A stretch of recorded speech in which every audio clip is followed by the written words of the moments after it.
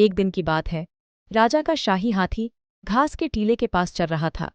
तभी उसे एक भूखी आवाज सुनाई दी।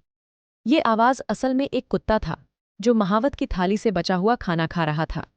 वहां पर हाथी का रखवाला मौजूद नहीं था। चूंकि शाही हाथी हर दिन अकेले ही उस टीले में चरता था, इसलिए उसे कुत्ते के खाने या झपकी लेने से कोई फर्क नहीं पड़ा। जल्द ही वे दोनों अच्छे दोस्त बन गए और खेलने लगे। इस बात पर महावत को भी किसी बात की ऐतराज नहीं थी।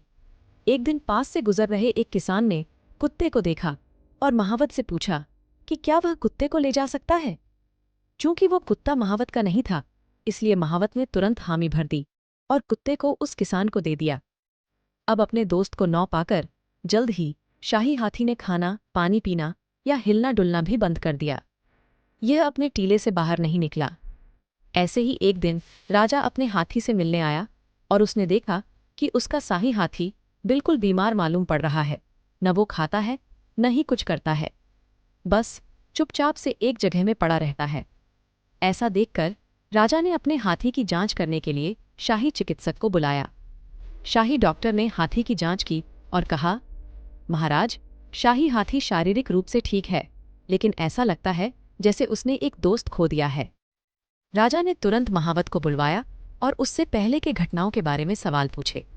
इस सवाल पर महावत ने उत्तर दिया कि ओह, एक कुत्ता था जो यहाँ हुआ करता था। मैंने उसे एक किसान को दे दिया।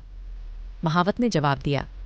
राजा ने तुरंत अपने एक रक्षक को महावत के साथ कुत्ते को वापस लाने के लिए भेजा। जैसे ही कुत्ते को टीले में लाया गया, हाथी अपने नन्हे दोस्त को देखने बैठ गया और खुशी से उछल पड़ा। उस दिन से हाथी और कुत्ता और भी ज्यादा घने मित्र बन गए।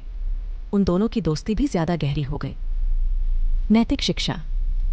इस कहानी से हमें ये सीख मिलती है कि दोस्त सभी आकारों में आते हैं। जब आप बिना शर्त दोस्ती बनाते हैं तो यह हमेशा के लिए रहता है।